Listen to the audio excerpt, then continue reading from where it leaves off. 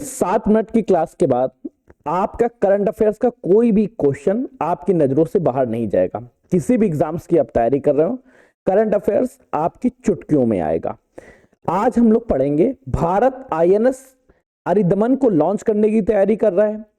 रूस को अफ्रीका में अपना नौसेना बेस बनाने की जगह मिली। नागपुर यूनिवर्सिटी की पहली महिला चांसलर बनी। साथ ही साथ इक्वेरम 2025 केरल में कहां पे प्रारंभ होता है।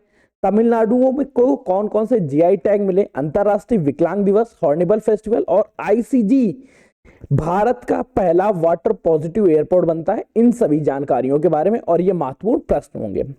पहला पॉइंट देखते हैं कि आईएनएस अरिदमन को लॉन्च करने की तैयारी करी। अरिदमन है क्या? तो बेटा ध्यान रखना, अरिदमन परमाणु ऊर्जा से चलने वाली एक पनडुब्बी है जिससे नौसेना को शक्ति मिलेगी। ये है क्या? नौसेना के प्रमुख एडमिरल दिनेश त्रिपाठी ने इंडियन ओशियन शिप सागर इनिशिएटिव का उल्लेख किया और उसमें बताया नौसेना हिंद महासागर क्षेत्रीय देशों की नौसेनाओं ने हिस्सा लिया है। अब इसके तहत बेटा ये जो पनडुब्बी का निर्माण हो रहा है आईएनएस अरिदमन, ये अपनी तरह की तीसरी स्वदेशी परमाणु बैलिस्टिक मिसाइल पनडुब्बी है। साथ ही साथ ध्यान रखना बेटा, इस तरह की 4 पनडुब्बियों का निर्माण हो रहा है। ये तीसरी है और चौथी एसएसबीएन का निर्माणाधीन है जो बन रही है अभी। ये लंबी दूरी की K4 परमाणु मिसाइलों को ले जाने में सक्षम है। तो बेटा ये पॉइंट्स ध्यान रखना। आईएनएस अरिदमन को भारतीय नौसेना में शामिल करने की तैयारी की जा रही है। इसको जल्दी भारतीय नौसेना में शामिल किया जाएगा। ठीक है, नेक्स्ट पॉइंट देखते हैं। अगला पॉइंट, रूस को अफ्रीका में अपना पहला नौसेना एयर बेस मिला है। नौसेना बेस से हुआ क्या? यहां पे 400 सैनिकों को रखने की जगह दिएगा। सूडान ने रूस को अफ्रीका में अपना पहला नौसैनिक अड्डा स्थापित करने की अनुमति दे दी है। अब इससे क्या होता है, हर देश की शक्ति बढ़ती है जब कोई एक देश किसी दूसरे देश में अपनी नौसेना या सेना को रखने के लिए जगह बनाता है।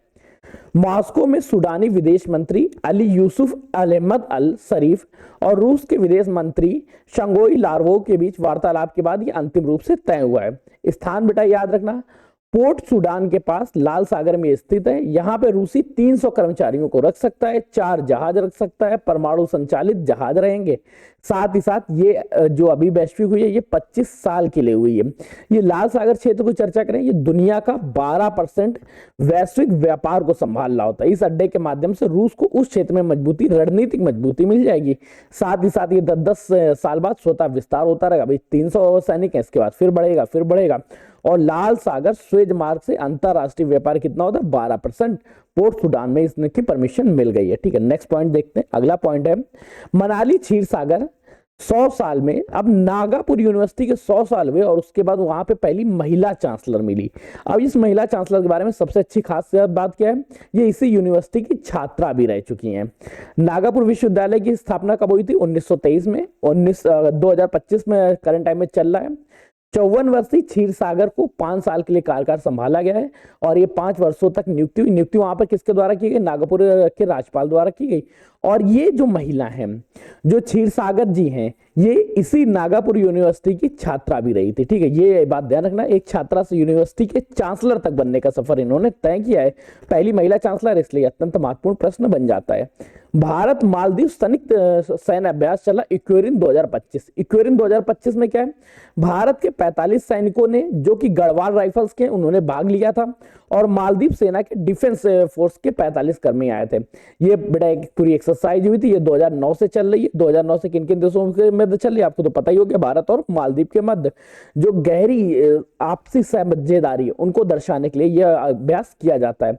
इसकी बेटा क्या है, ऑपरेशन करना, साथ ही साथ काउंटर टेररिज्म को संभालना, ये इनके मुख्य उद्देश्य थे। नेक्स्ट पॉइंट देखते हैं। तमिलनाडु को 5 जीआई टैग्स मिले हैं। कौन कौन सी? पारंपरिक गुड़ पाउडर के लिए और मक्कल पत्रंकम के लिए, लकड़ी के खिलौनों के लिए। अब बेटा ये क्या, कौन से बात याद दे दिया? एक चावल हो गया, ठीक है, नक्कम चौरम 1 2 3 4 4, ठीक है। अब बेटा इन पॉइंट्स को ध्यान रखना, किनके लिए मिले? एक कॉटन साड़ी के मिले, पारंपरिक गुड़ पाउडर के मिले हैं, जिसको वहां पे कविदा पड़ी, नटल्लू सक्करे कहते हैं, और एक मक्कलम पत्रंकल के लिए मिली है। एक चावल के लिए मिला और लकड़ी के खिलौने के लिए मिला। अब बेटा इनके बारे में थोड़ी थोड़ी डिटेल से समझ लेते हैं। जो वेल्यूर कॉटन साड़ी है, ये बारीक कपास की साड़ी होती है, पुरातन बुनाई शैली में की जाती शादी तिरुपल्ली के ऐतिहासिक मंदिर नागर में वैरूपन की पहचान के रूप में है। और दूसरी जो नटकर शक्कर है, जो वहां की एक गुड़ की मिठाई है या गुड़ का पाउडर है, जिसको बारे में ये रासायनिक गुणों से परिपूर्ण है, प्राकृतिक स्वाद वाला है। एक नमक्कम का सॉफ्ट स्टोन कुकवेयर भी है, जो साबुन बर्तन एक रखने के काम देता है, साथ ही साथ गर्मी को हाथ में बनाए रखता है काफी। कंबल चावल को मिला हुआ है। बेटा ये याद रखना कि किनको किनको मिला, आपका एग्जाम इसी में क्वालिफाई हो जाएंगे कि हाल ही में तमिलनाडु को 5 जीआई टैग मिले। 5 जीआई टैग किसको? एक साड़ी के लिए मिला, एक पारंपरिक गुड़ पाउडर के लिए, मक्कलम पतरंगल के लिए, चावल और लकड़ी के खिलौने। ये पॉइंट्स याद रख लेना, यहां से आपका भला हो जाएगा, आपका विद्यार हो जाएगा। बाकी जिसको डिटेल चाहिए उनके लिए डिटेल लिखी गई है। अंतरराष्ट्रीय विकलांग दिवस की चर्चा करें। अच्छा, ये सभी की पीडीएफ भी आपको मिलेगी, पीडीएफ आप हमारे एप्लीकेशन द एग्जाम बडी से डाउनलोड कर सकते हैं। अंतरराष्ट्रीय विकलांग दिवस मनाया गया 3 तारीख को, और इस बार की इसकी थीम थी सामाजिक प्रगति को आगे बढ़ाने के लिए दिव्यांग सम्मिलित समाज का निर्माण करना। एक ऐसे समाज का निर्माण करना जिसमें दिव्यांग भी शामिल हो और जिससे समाज की प्रगति हो सके। अर्थात ऑप्शन से में पॉइंट याद रखना। नेक्स्ट पॉइंट, हॉर्नेबल फेस्टिवल मनाया गया। हॉर्नबिल फेस्टिवल कहाँ? नागालैंड में मनाया गया। 1 से 10 तारीख को मनाया जा रहा है। और इस बार ध्यान रखना, इसमें 3 अंतरराष्ट्रीय मेहमान भी आए थे। 3 अंतरराष्ट्रीय मेहमान कौन कौन से? 3 अंतरराष्ट्रीय सहयोगी, UK, Ireland, France, Australia, Malta और स्विट्जरलैंड। इसके साथ ही साथ ये कंट्री पार्टनर देश बनते हैं, और साथ ही साथ स्टेट पार्टनर के रूप में अरुणाचल प्रदेश रहता है, और जिसने महोत्सव को राष्ट्रीय एवं अंतरराष्ट्रीय पहचान दिलाने में मजबूती दिलाई। ठीक है कहाँ को? नागालैंड में ये मनाया जाता है। हॉर्नबिल फेस्टिवल कहाँ? नागालैंड में। अरुणाचल प्रदेश इसका स्टेट पार्टनर है। United Kingdom, Ireland, France, Australia, Malta और स्विट्जरलैंड, ये सभी देश इसके कंट्री पार्टनर देश के रूप में भाग लिए। फिर आईजी भारत का पहला वाटर पॉजिटिव एयरपोर्ट बना। अच्छा, वाटर पॉजिटिव का मतलब क्या है? वाटर पॉजिटिव का मतलब ये कि जितना भी ये वाटर यूज करता है उसी को पूरा स्टोर भी कर लेता है। मतलब ये वाटर के तौर पे कोई भी नेगेटिव हार्म नहीं दे रहा है, बल्कि पॉजिटिव इफेक्ट दे रहा है। दिल्ली का अंतरराष्ट्रीय इंदिरा गांधी अंतरराष्ट्रीय हवाई अड्डा आईजीआई अब भारत का पहला वाटर पॉजिटिव एयरपोर्ट बन गया है, विशेषकर उन हवाई अड्डों की श्रेणी में जो सालाना 40 मिलियन से अधिक यात्रियों को संभालते हैं। यह प्रमाणन सतत हवाई अड्डा प्रबंधन एवं पर्यावरण संरक्षण क्षेत्र में एक महत्वपूर्ण उपलब्धि देता है। अच्छा, ये होता गया। सबसे पहले क्या है? वर्षा जल का संचालन होना चाहिए, पानी संग्रहण एवं निकासी प्रणाली सुनिश्चित हो चाहिए, साथ ही साथ पानी का रिसाइकिल उन्नत तरीके से करना चाहिए। तो ये बेटा आज का सेशन था, जहां पे हम लोगों ने चर्चा की 7 मिनट में। उम्मीद करता हूं कि सेशन मैंने 7 मिनट में कंप्लीट कर लिया, ज्यादा से ज्यादा थोड़ा बहुत बढ़ाओ तो हो सकता है।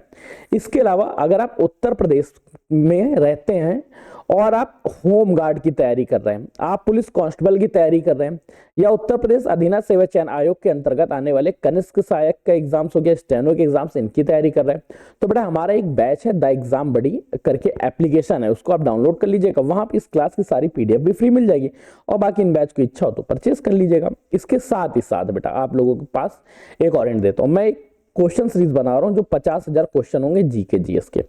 अगर आप इस सीरीज से जुड़ना चाहते हैं और इसकी पीडीएफ चाहते हैं, तो इसकी पीडीएफ तो आप लोगों को 20 तारीख के बाद ही मिलेगी, क्योंकि मैं इस पर अभी काम कर रहा हूं, डेली लिख ही रहा हूं।